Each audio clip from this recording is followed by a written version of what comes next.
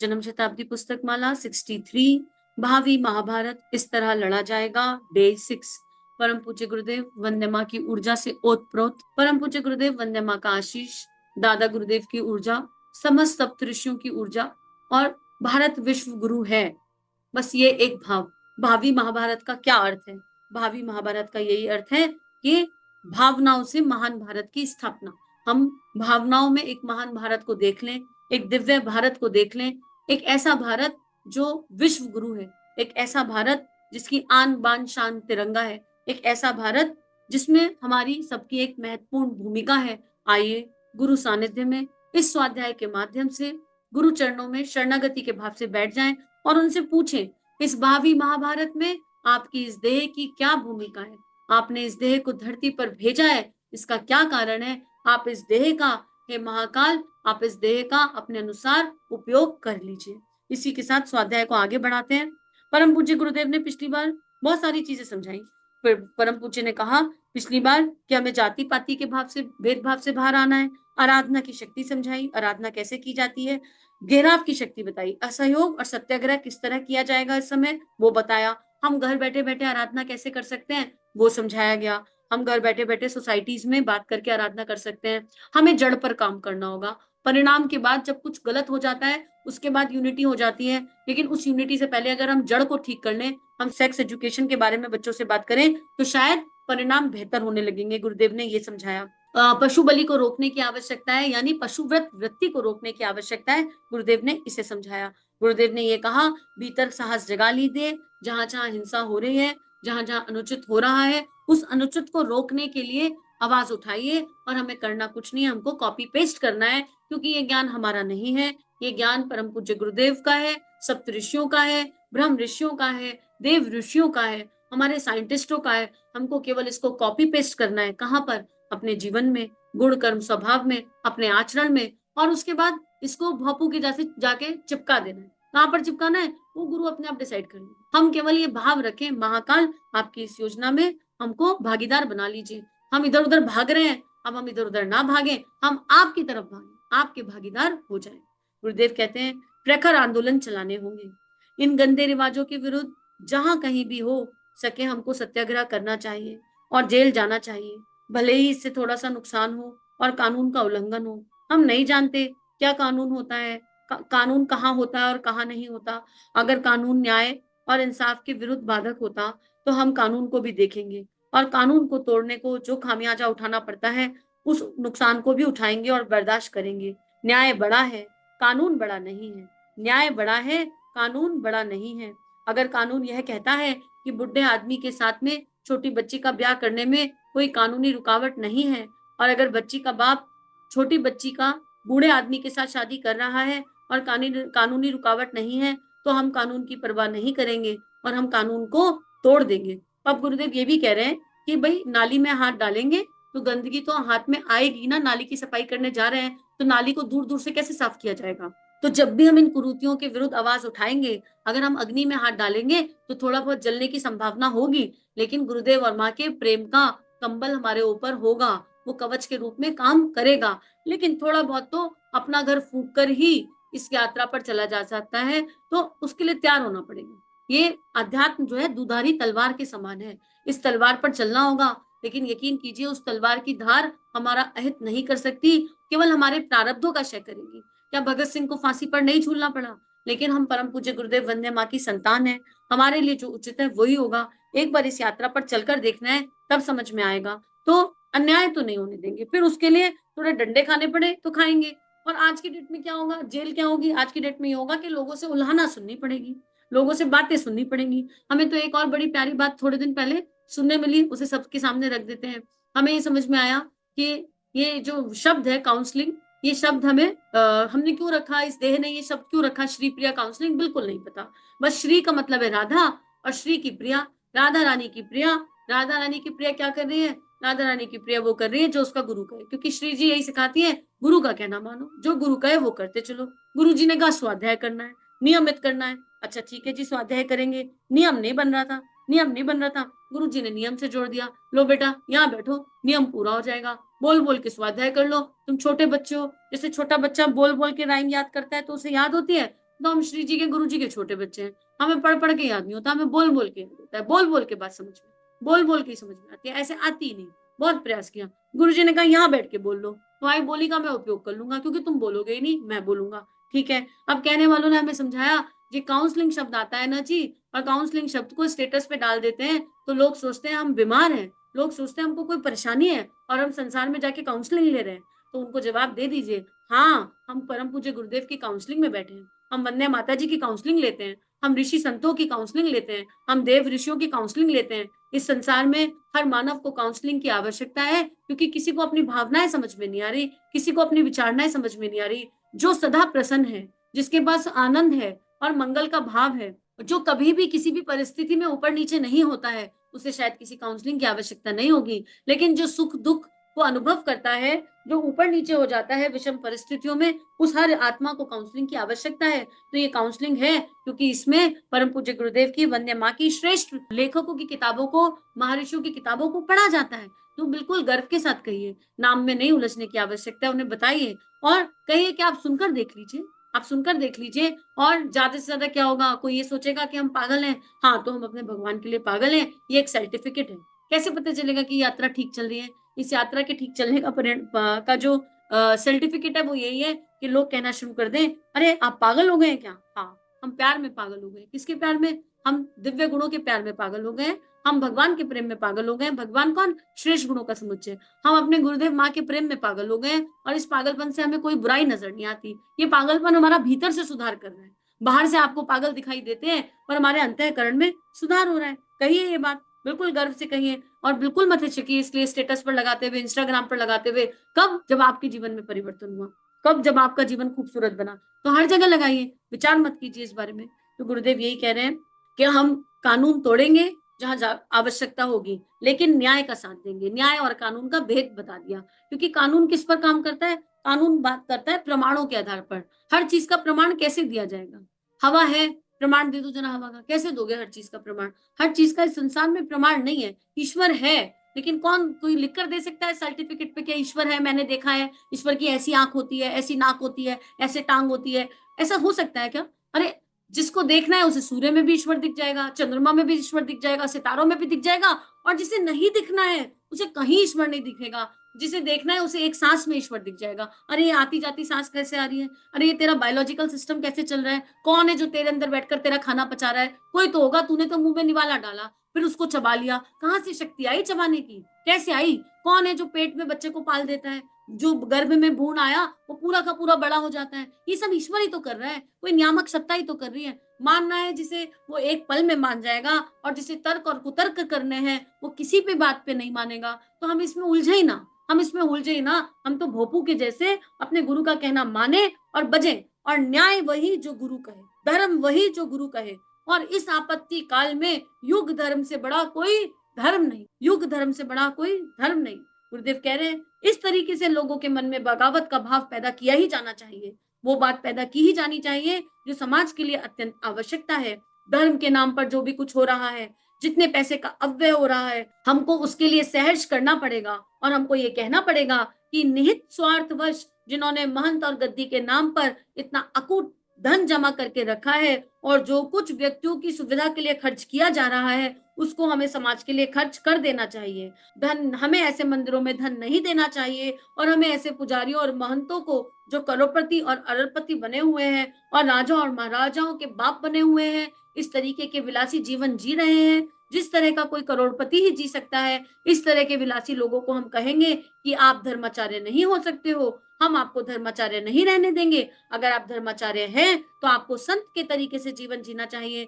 जो आपके पास धन और संपत्ति है उसे लोक मंगल के लिए खर्च किया जाना चाहिए इस पिछड़े हुए समाज में, क्योंकि इस समाज में बहुत पिछड़ापन है। पर ये करने का अधिकार हमको कब है? ये करने का अधिकार हमको तब है जब हम लोभ की वृत्ति से पूरी तरह मुक्त हो गए। कल एक सत्संग चल रहा था, इतना गुरुदेव ने सिखाया उस सत्संग में, इतनी कृपा बरसी माँ की उसमें, मतलब आनंद का ही भाव हो गया। एक प्रश्न पूछा गया, प्रश्न ये पूछा गया, परम सत्ता ने पूछा कि तुम्हारे एक अलमारी में जो सबसे महंगी ड्रेस है, वो महंगी ड्रेस अपने घर में जो काम करने वाले लेबर क्लास आते हैं, जो मेड लोग आती हैं, या जो आपकी सोसाइटी में सफाई कर्मचारी आते हैं, सफाई वाले भैया आते हैं, दीदियां आती हैं, अपनी अलमारी की सबसे महंगी ड्रेस उनको दे दीजिए। सबकी हवा खराब हो गई, सबसे महंगी ड्रेस निकाल कर दे दें। अरे कैसे दे दें? किसी की ड्रेस 30 की, किसी की 25 की, किसी की 40 की। और थोड़ी देर बाद वृत्ति घुमा दी गई। थोड़ी देर बाद ये कहा गया कि अभी यही वाली ड्रेस श्री जी के महल में गायत्री माता को, आदि शक्ति को चढ़ा दीजिए। और सबकी एकदम से भाव बन गए, हाँ हाँ भगवान को चढ़ा सकते हैं। क्या करेंगे भगवान हमारी उस महंगी वाली ड्रेस का? यहाँ पर एक रोकिया आ सकती है। अरे हम अपनी पहनी हुई ड्रेस भगवान को कैसे दें? चलो मार्केट से जाकर खूबसूरत सी ड्रेस खरीद कर लाते हैं। हमारी वृत्तियां ये हो गई हैं कि हम मंदिर में बैठी हुई देवी के लिए 25-30 हजार रुपए की ड्रेस लाकर, पैसा खर्च कर कर, श्रम खर्च कर कर भगवान को चढ़ाने के लिए तैयार हैं। लेकिन समाज में जो बहू बेटियां घूम रही हैं, जिनके वस्त्रों में छेद है, उनको जाकर हम कपड़े देने को तैयार नहीं है। तो क्या करेंगे फिर? हम जीवंत देवता की पूजा करने को तैयार नहीं है, जीवंत देवियों को वस्त्र देने के लिए तैयार नहीं है, जीवंत मानवों को वस्त्र देने के लिए तैयार नहीं है। पर भगवान, मंदिर में बैठे भगवान के लिए हम 25-50 भी खर्च करने को तैयार है। इस वृत्ति के साथ हम ये कार्य नहीं कर सकेंगे। हमें लोभ की वृत्ति से मुक्त होना होगा। इतना प्यार से गुरुदेव ने भीतर के लोभ के संस्कार को दिखा दिया, सफाई कर दी और संकल्प उठवा दिए। फिर बाद में ये भी समझा दिया कि बेटा मैं तो तुम्हें केवल समझाने के लिए कह रहा था, अब तुमको अपनी सबसे महंगी ड्रेस उस सफाई वाले भैया को, अपनी मौसी मेट को देने की जरूरत नहीं है, क्योंकि वो उनके लिए बेकार है। वो लोग तो वो है कि तुम उनके घर में पूरे साल का राशन डला दो तो वो ज्यादा खुश हो जाएंगे। तुम उन्हें रोजमर्रा के 4 जोड़ी कपड़े दिला दो तो वो ज्यादा खुश हो जाएंगे। वो क्या करेंगे तुम्हारी 10, 20, 25, 30, 40, 50 हजार के कपड़ों का? उनके किसी काम नहीं आएगी वो ड्रेस। केवल उनको 4 पल की क्षणिक सुख देगी, लेकिन मूल में लोभ ही बैठेगा। उसे रखने तक की जगह नहीं होगी उनके पास। ये वो लोग हैं जो कार्टनों में तो सामान रखते हैं, इनके पास क्या तुम्हारे जैसी अलमारियां हैं? उसके बाद ये भी समझाया गया। तो विवेक के साथ हम ये देखें कि मानव धर्म क्या है। हम मानव धर्म पर हैं, तभी हम लोक मंगल के लिए कुछ कर सकते हैं। इतनी ऊंची आवाज उठाने से पहले अपने गिरेबान में झांकना जरूरी है। देखिए यहाँ पर 2 महाभारत साथ साथ हैं। एक भीतर की महाभारत, भीतर के असुरों पर वार, और जिसने भीतर की महाभारत को जीत लिया, उसकी देह के माध्यम से भगवान अवश्यम भावी बाहर की महाभारत अपने आप करा ही लेंगे। इसमें कोई डाउट नहीं है। परम पूज्य लिखते हैं, अगर वो नहीं मानते यानी धर्माचार्य, तो उनके निहित स्वार्थ ऐसे हैं जो हमारी बात स्वीकार करने को तैयार नहीं होते, तो हमको संघर्ष करना पड़ेगा। संघर्ष के क्या तरीके होते हैं वो समय पर बताए जाएंगे। क्या साधना कीजिए, अपने आप समझ में आ जाएगा संघर्ष के तरीके। हमको एक लोक वाहिनी, एक इस तरह की सेना खड़ी करनी पड़ेगी जो स्वयं सेवक हो, जो इस बात के लिए तैयार होंगे कि या तो मरेंगे या करेंगे। अब मरो या करो, मरेंगे या मिटेंगे, मरेंगे या मिटेंगे, मरेंगे या मिटेंगे। इस तरह की लोकवाहिनी सेना के संरक्षण करने के लिए छावनियां और अखाड़े भी बनाए जा सकते हैं और बनाने जाने चाहिए। पिछले दिनों एक मूवी देखी थी, रवीना टंडन जी की मूवी है पटना शुक्ला। पटना शुक्ला, उसको देखिए, बड़ा सुंदर मैसेज उसमें दिया गया है। पटना शुक्ला जी एक हाउसवाइफ है, सिंपल सी हाउसवाइफ है। उनके पास लॉ की डिग्री है, उस डिग्री का वो कोई उपयोग नहीं करती हैं। वो डिग्री है, प्रैक्टिस पर तो जाती हैं, पर वो किस तरह के केसेस हैंडल करती हैं जब देखेंगे तो हंसी भी आएगी। लेकिन बाद में जब उनके भीतर की शक्ति का जागरण हो जाता है, उनके भीतर की नारी शक्ति का जागरण, उनके भीतर की उस दिव्य सिपाही का जागरण हो जाता है, तो वो पटना शुक्ला जी कितना खूबसूरत कार्य करती हैं। और उसके परिणाम में क्या होता है? उनके घर को तोड़ दिया जाता है, उनको धमकियां दी जाती हैं, उनके बच्चे को धमकी दी जाती है, जाने कितना कितना उनको सहना पड़ता है, लेकिन उसका जो एंड रिजल्ट होता है वो बहुत खूबसूरत होता है। ऐसी मूवीज जो हमें कुछ सिखाती हैं, जो हमें कुछ समझाती हैं, उन्हें देखना चाहिए। तो पटना शुक्ला देखी, बहुत ही सीख मिली। ऐसा लगा अच्छा, तो एक नारी अगर जाग जाए जो केवल एक हाउसवाइफ है, अपनी प्रतिभा को अगर टॉप पर पहुंचा ले तो बहुत कुछ कर सकती है। उनके भीतर न्याय की शक्ति जाग गई थी, सत्य की शक्ति जाग गई थी, भावनाओं की शक्ति जाग गई थी, सामने वाले का दर्द अपना लगने लगा था। तो देखिए, और वो सत्य घटना पर आधारित है मूवी। वो मूवी ऐसे नहीं कि कोई इमेजिनेटरी लैंड है, कोई फेक दुनिया की मूवी हो, नहीं, वो सत्य में हो रहा है इस तरह का, और उस सत्य के आधार पर वो मूवी है। तो परम पूज्य गुरुदेव कहते हैं, हमारी लोकवाहिनी सेना के संरक्षण के लिए छावनियां और अखाड़े भी बनाए जा सकते हैं और बनाने ही जाने चाहिए।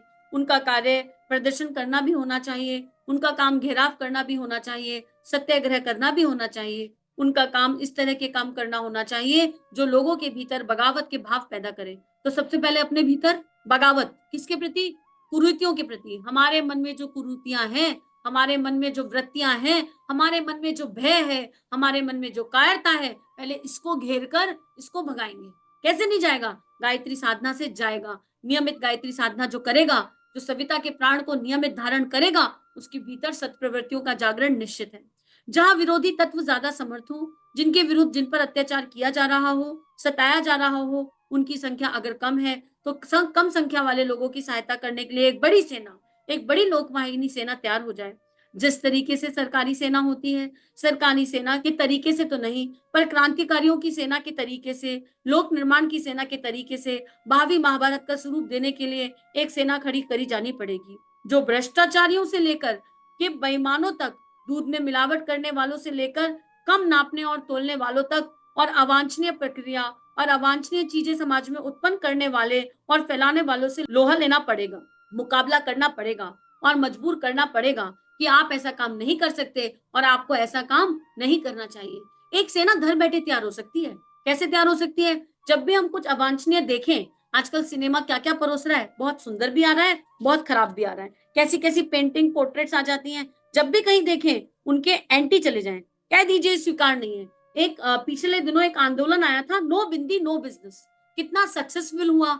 एक इंसान ने आवाज उठाई थी, एक चेतना ने आवाज उठाई थी, क्या कि नहीं, अगर आप दिवाली के प्रमोशन कर रहे हैं तो भारतीय संस्कृति का आधार है बिंदी, आज्ञा चक्र का दरवाजा है बिंदी। हम भगवान के चरणों से उठाकर भगवान की शक्ति को अपने माथे पर धारण करते हैं, तिलक के फॉर्म में, बिंदी के फॉर्म में, और ईश्वर से कहते हैं हमारी विचारना को शुद्ध रखना, हमारी भावनाओं को शुद्ध रखना, इन विचारों में, इस आज्ञा चक्र में आपकी मर्जी के बिना एक भी विचार प्रवेश ना करना पाए कर जाए। ये एक कुमकुम की ये शक्ति है जो भगवान के चरणों से उठाई जाती है। और आजकल हमारे मेकअप से बिंदी उड़ा दी गई, तो एक कैंपेन आया, नो मेकअप नो बिंदी। यकीन कीजिए बड़े बड़े मॉल्स को अपने एड चेंज करने पड़े, बड़ी बड़ी मैन्युफैक्चरिंग कंपनियों को अपने एड्स बदलने पड़े, चेंज करने पड़े, उन्हें बिंदी दिखानी पड़ी। ये भी तो एक आंदोलन था। इस तरह के आंदोलन हम उठा सकते हैं। हम कोई ऐसी चीज देखें जो अनुचित है, कोई ऐसा गाना सुने जो अनुचित है, तो कर दे, उस पर लिख दे अपने प्रोफाइल्स पे जाकर, this song should be band, ये सॉन्ग नहीं होना चाहिए, इसमें गलत चीज है, इसकी वर्डिंग्स गलत हैं, इसके लिरिक्स गलत हैं, इसके दृश्य गलत हैं, ये अनुचित है, ये अनुचित है, ये अनुचित है, हम इसको स्वीकार नहीं करेंगे। आप देखिए पीछे पीछे पीछे पीछे लोग अपने आप आ जाएंगे। एक जन आवाज उठा ले तो पीछे पीछे लोग आ जाते हैं, लेकिन उसके पहले अपने भीतर वासना की वृत्ति को चेक करना पड़ेगा। हम जिसे अनुचित कह रहे हैं, कहीं हम उस अनुचित कर्म में खुद तो डूबे हुए नहीं है? पहला चेक अपने भीतर ही होगा। जो वासना से मुक्त है वही इसके खिलाफ आवाज उठा सकता है। जो सनातन धर्म से पूरे भाव से, पूरे मन से, पूरे दिल से उस सनातन धर्म की बिंदी को कैरी करता है श्रद्धा के साथ, वही इसके खिलाफ आवाज उठा सकता है। तो जो कैंपेन हमको उठाने का मन है, हमको उसमें स्थित होना पड़ेगा। वो भाव, श्रद्धा, संवेदना हमारे भीतर होनी चाहिए, तभी हम कुछ कर सकते हैं। ऐसा नहीं कि फेक फेक, बड़ा मजा आया सुनकर, ये तो बड़ी अच्छी बात है, चलो लाओ आज एक गाना पकड़ते हैं और फेसबुक पे टैग कर देते हैं। मूर्ख मत बनना, मूर्ख मत बनना, अपने आप को भी मूर्ख मत बनाओ। पहले ये देखो उस गाने को सुनकर तुम्हारे अंदर तो कुछ नहीं हो रहा, तुम्हारे अंदर क्या आ रहा है, तुम्हारे अंदर भाव कैसे आ रहे हैं। घृणा किसी से नहीं होनी चाहिए, भीतर संवेदना, करुणा और प्रेम का भाव होना चाहिए। अपनी वृत्तियों से मुक्त होने का अभ्यास प्रयास करना चाहिए और उसके बाद उस ऊर्जा पर काम करने की आवश्यकता है। तो आज इस स्वाध्याय को गुरु चरणों में अर्पित समर्पित करते हैं। आशा है कि भावी पीढ़ी के इस महाभारत में, भावी महाभारत में हम युग निर्माणी अपनी भूमिका गुरु के सानिध्य में निभा पाएंगे, क्योंकि हम गुरु से एक ही प्रार्थना करते हैं, हे महाकाल, आपने इन देहों को इस धरती पर भेजा है, ये देह आपकी हैं, इन पर हमारा कोई अधिकार नहीं है। आइए महाकाल, आइए, हम आपके हैं, हम आप में विलय होने के लिए पूर्ण रूप से तैयार हैं। अपनी इन देहों का जो आपको उचित उपयोग लगे वो उचित उपयोग कीजिए। इदम श्री सद्गुरुवे नमः, इदम श्री सद्गुरुवे नमः, इदम श्री सद्गुरुवे नमः। भूल चूक के लिए क्षमा प्रार्थना। चलिए समाज में कुछ अच्छा बांटे। अगर ये भावनाएं आपके अंतःकरण को स्पर्श कर रही हैं, आपको अच्छी लग रही हैं और आपके जीवन में परिवर्तन आ रहा है, तो इस परिवर्तन को विश्वव्यापी बनाते हैं। संतों की और ऋषियों की इस लेखनी को सब जगह फैलाते हैं। चैनल को लाइक कीजिए, सब्सक्राइब कीजिए और ज्यादा से ज्यादा साझा कीजिए। जय हिंद, जय भारत।